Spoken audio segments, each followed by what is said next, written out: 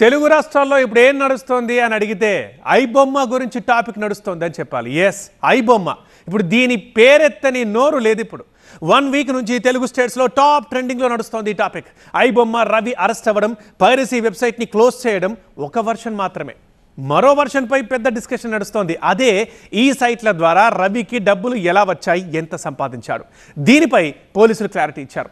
అయితే అసలు ఐబొమ్మ రవి ఎలా పైరసీ చేశాడు, ఎలా కోట్లు సంపాదించాడు, ఎలా దొరికాడు, ఒక సినిమా ఎలా అప్లోడ్ చేసేవాడు, ఈ ఐబొమ్మ రవి మోడస్ ఆపరెండి ఎలా ఉందో ఒక్కసారి డీటెయిల్గా చూద్దాం మనం. ముందు ఐబొమ్మ బప్పం సైట్స్ని ఎలా డెవలప్ చేశాడు, మూవీ ఎలా అప్లోడ్ చేసేవాడు, ఈ బ్యాక్గ్రౌండ్ వరకు ఒకసారి చూద్దాం. నేను అనుకున్న వీడియో వల్ల దీనికి సంబంధించిన ఆ బ్యాక్గ్రౌండ్ వరకు మీకు చూపిస్తాను. రైట్, ఇక ఫస్ట్ మూవీని ఎలా అప్లోడ్ చేస్తాడో మనం చూస్తున్నాం. ఫస్ట్ అసలు ఈ సైట్ ఓపెన్ చేయాలంటే ఒక డొమైన్ రిజిస్ట్రేషన్ చేసుకోవాలి. ఎన్జిలా అనే కంపెనీలో ఈ డొమైన్ని రిజిస్టర్ చేశాడు ఐబొమ్మ రవి, ఎన్జిలా కంపెనీ. తర్వాత ఈ వెబ్సైట్కి హోస్టింగ్ కూడా ఉంటుంది. ఆ హోస్ట్కి సంబంధించి ఒక ఐపీ వాల్యూమ్ ఉంటుంది, అది hosted at IP volume. Hosted at దగ్గర దీన్ని హోస్ట్ చేశారు. తర్వాత ఇక main important thing content management system. ఇది అన్నిటినీ కంట్రోల్ చేస్తుంది. అంటే అసలు ఎప్పుడు డిస్ప్లే చేయాలి, దీనికి సంబంధించింది ఎలా అట్రాక్ట్ చేయాలంతా చూసుకునేది ఈ కంటెంట్ మేనేజ్మెంట్ సిస్టమ్ అనేది చాలా ఇంపార్టెంట్. అయితే ఇక్కడ ఒక విషయం చెప్పాలి. డొమైన్ రిజిస్టర్ కోసం రవి తన డెబిట్ కార్డ్ అండ్ ఈమెయిల్ ఇచ్చాడు. సొంతం అవి తన డెబిట్ కార్డే, తన ఈమెయిల్ ఐడి ఇచ్చాడు. సో ఈ సైట్ని హోస్టింగ్ చేయడానికి ఐపీ వాల్యూమ్ అనే హోస్టింగ్ కంపెనీ వినియోగించాడు. ఇప్పుడు అడిగితే నాది కాదు అని రవి చెప్పడానికి ఇక్కడ వీల్లేదు. ఎందుకంటే ఇచ్చిన డెబిట్ కార్డ్ అతందే, అండ్ తర్వాత ఆ ఈమెయిల్ ఐడి కూడా అతందే, కాబట్టి క్లియర్గా అతనే నడిపిస్తుందని ఇక్కడ సాక్ష్యం ఉంది. ఇక సిఎంఎస్ గురించి మనం ఒకసారి మాట్లాడుకుందాం. అంటే సిఎంఎస్ అంటే కంటెంట్ మేనేజ్మెంట్ సిస్టమ్. ఇది చాలా ఇంపార్టెంట్ ఇది. ఎందుకంటే కంటెంట్ మొత్తాన్ని ఇదే మేనేజ్ చేస్తుంది. అంటే సినిమాని ఎప్పుడు డిస్ప్లే చేయాలి, ఎప్పుడు యాడ్ ఇవ్వాలనేది ఈ సాఫ్ట్వేర్ కంట్రోల్లో ఉంటుందన్నమాట. ఇక దీన్ని ఆపరేట్ చేయడానికి ఒక ప్యానెల్ ఉండాలి కదా.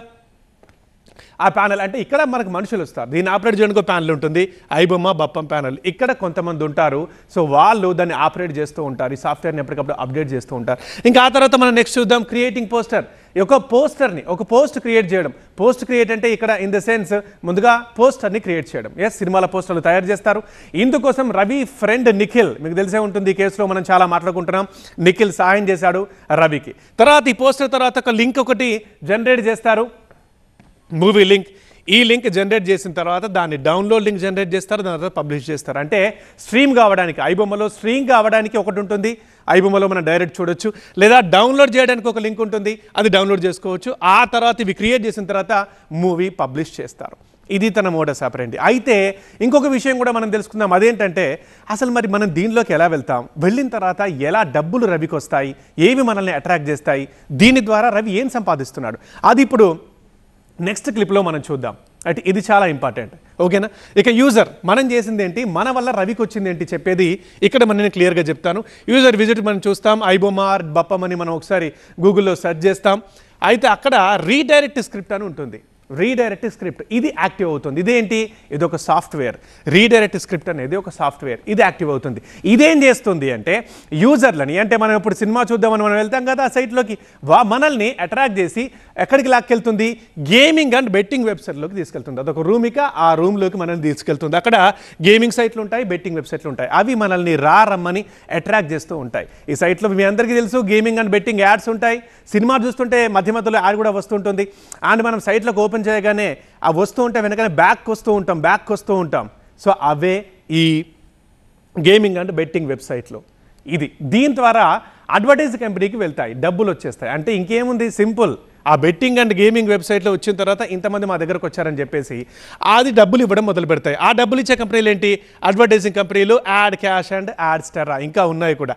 అది కూడా ఎలా ఉంటుందంటే 10,000 మంది సపోజ్ ఈ సైట్స్ ఓపెన్ చేశారనుకుందాం, 10,000 మంది వచ్చారనుకుందాం, ఒక యూజర్కి ఇంత అని అమౌంట్ చెల్లిస్తారు. సో ఆ అడ్వర్టైజ్ కంపెనీలు ఏంటంటే ఇప్పుడు మనం చూసాం add cash and add star, ఈ కంపెనీలు. దీని నుంచి ఇక ఇంకొక కంపెనీకి వస్తాయి, ఆ కంపెనీ నుంచి ఇమ్మడి రవి ఆయన అకౌంట్లోకి డబ్బులు పడుతూ ఉంటాయి. ఇది మనం సినిమా చూస్తున్నాం అని అనుకుంటాం, కానీ అసలు అంతకన్నా పెద్ద సినిమా ఐబొమ్మ రవి చూపిస్తున్నాడు. దాని ద్వారా కోట్లు సంపాదిస్తున్నాడు ఈ బెట్టింగ్ కంపెనీస్ అండ్ గేమింగ్ వెబ్సైట్ల ద్వారా. రైట్, ఇక దీని గురించి పూర్తిగా అడిషనల్ సిపి శ్రీనివాస్ మాట్లాడారు. ఒకసారి ఆయన ఏమన్నారో చూద్దాం.